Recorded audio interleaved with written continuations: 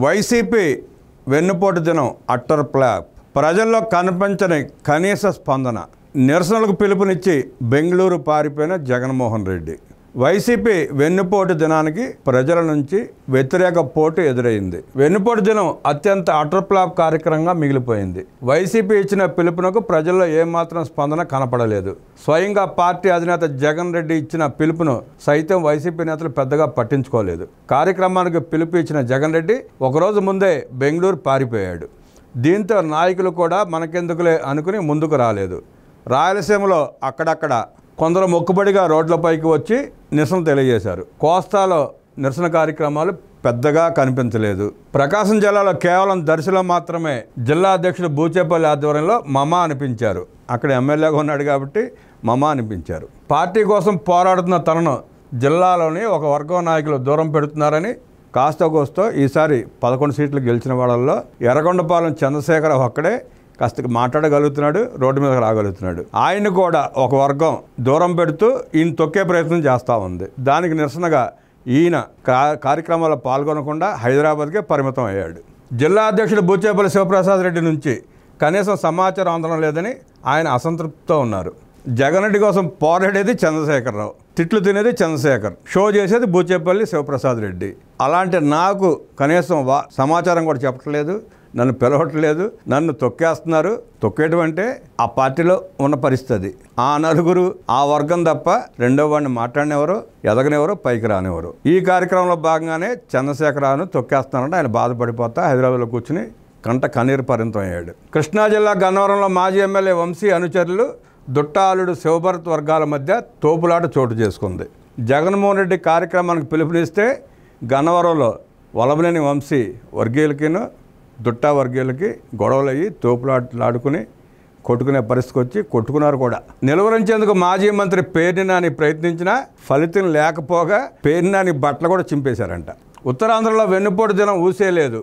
ఉత్తరాంధ్రలో వెన్నుపోటు గిన్నుపోటు అంటే పన్నుపోటు వచ్చేలాగా దవడ మీద లాగి కొడతారన్న భయం వేసి నాయకులు ఎక్కడక్కడ గప్చిప్ ఎవడెళ్ళో వాళ్ళు సైలెంట్ కూర్చున్నారు. చీపురుపల్లిలో జరిగిన కార్యక్రమంలో మాత్రం బోత్స సత్యనారాయణ ఆయనకి ఎమ్మెల్సీ ఇచ్చారు. ప్రతిపక్ష నాయకుడిగా ఉన్నాడు కాబట్టి ఆయనకి తప్పలేదు, బయటకు వచ్చాడు. జగన్ రెడ్డి టార్చర్ భరించలేక ఆయన పాపం ఆ ఎండల్లో 1 కిలోమీటర్ ప్రయాణం నడక సాగించేటప్పటికి ఆయన ఆరోగ్యం దెబ్బతిని స్పృహ తప్పి పడిపోయాడు. ఆయన ప్రజలు ఇచ్చిన స్పష్టమైన తీర్పుని సమీక్షించుకోకుండా మనకి 11 సీట్లు ఎందుకు ఇచ్చారు అన్న ఆలోచన లేకుండా వెన్నుపోటు అని పిలుపునివ్వడంపై సీనియర్ నాయకులు తీవ్ర అసంతృప్తి వ్యక్తం చేస్తున్నారు. సీనియర్ నేతల అంతర్మతమే కార్యక్రమం పూర్తిగా వైఫల్యం చెందడానికి కారణమని వైసీపీ కేడర్ అనుకుంటా ఉంది. ఇక అంబటి రాంబాబు, నేను ఇంకా ఉన్నాను, తెర మీద నన్ను చూపించండి, పోలీసులు ఏ క్షణంలో ఏ కేసులో నన్ను అరెస్ట్ చేస్తారో తెలియక మదన పడుతున్నాను, కనీసం పోలీసుల మీద తిరగబడి గొడవ చేసి వాళ్ళని కొట్టబోతే అప్పుడన్నా అరెస్ట్ చేస్తారేమో, ప్రశాంతంగా లోపల కూర్చుంటే అన్న ఉద్దేశంతో నిన్న రెచ్చిపోయి మాట్లాడటం అందరం చూశారు, వీడియో వైరల్ అయింది. గుంటూరులో అంబటి రాంబాబు మరోసారి రెచ్చిపోయి పోలీసులతో దురుసుగా ప్రవర్తించారు. పోలీసులనే నీ ఎంత చూస్తా అంటున్నాడు ఆయన. సీఐని పట్టుకుని నీ ఎంత చూస్తా అంటున్నాడు. మరి ఆ సీఐ గారు ఒక్క క్షణం ఆలోచించి ఎక్కువ జీప్ అంటే ఏమైపోయేవాడు పాపం. అయితే పోలీసు అధికారి అదే స్థాయిలో కౌంటర్ ఇచ్చారు. చిత్తూరు జిల్లా గంగాధర నెల్లూరు నియోజకవర్గంలో మాజీ ఉప ముఖ్యమంత్రి కె నారాయణస్వామి ఇన్ఛార్జ్ కృపాలక్ష్మి ఆధ్వర్యంలో వెన్నుపోటు కార్యక్రమం జరిగింది. అయితే వైసీపీ కార్యకర్తలు వైఎస్ఆర్ డౌన్ డౌన్ అంటూ నినాదాలు చేయడం విశేషం. లిక్కర్ స్కామ్ జరిగినప్పుడు ముందు మంత్రి నారాయణస్వామి, ఆ మంత్రిత్వ శాఖని చేపట్టింది ఆయన కృపాలక్ష్మి, ఇన్ఛార్జ్ కృపాలక్ష్మి అంట. మరి ఆ నియోజకవర్గం ఇన్ఛార్జ్ ఎందుకు అర్థం కాల.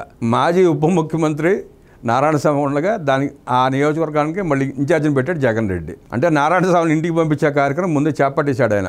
అక్కడ ఏదో ఇద్దరు పోటీ పడి 100 మంది 200 మంది పోగు చేస్తే వాళ్ళు వచ్చి వైఎస్ఆర్కి దండేసి YSR down down Jagan down down అని నిర్ణయించారు. ఆ వీడియో కూడా వైరల్ అవుతుంది, కావాలంటే చూసుకోండి పేటీఎంస్. మతి ఉండే నినాదాలు చేస్తున్నారా అంటూ నారాయణస్వామి వారి మీద ఫైర్ అయ్యారంట. ఆయన పరిస్థితి ఏంటో, వేదికల మీద ఆయన స్థానం ఏంటో గతంలో అందరూ చూశారు. పెద్దిరెడ్డి కుర్చీలో కూర్చుంటే ఈయన కాళ్ళ దగ్గర కూర్చోవటం, జగన్మోహన్ రెడ్డి కుర్చీలో కూర్చుంటే ఈయన వెనకాల ఎక్కడో ఉప ముఖ్యమంత్రి అండి, ఆయన వెనకాల ఎక్కడో నక్కి కింద కూర్చోవటం. అది నారాయణస్వామి పరిస్థితి. ఈయన కూడా కార్యకర్తల మీద రెచ్చిపోయాడంట, తీవ్రంగా దూషించాడంట. తప్పే ఉన్నారు వాళ్ళు.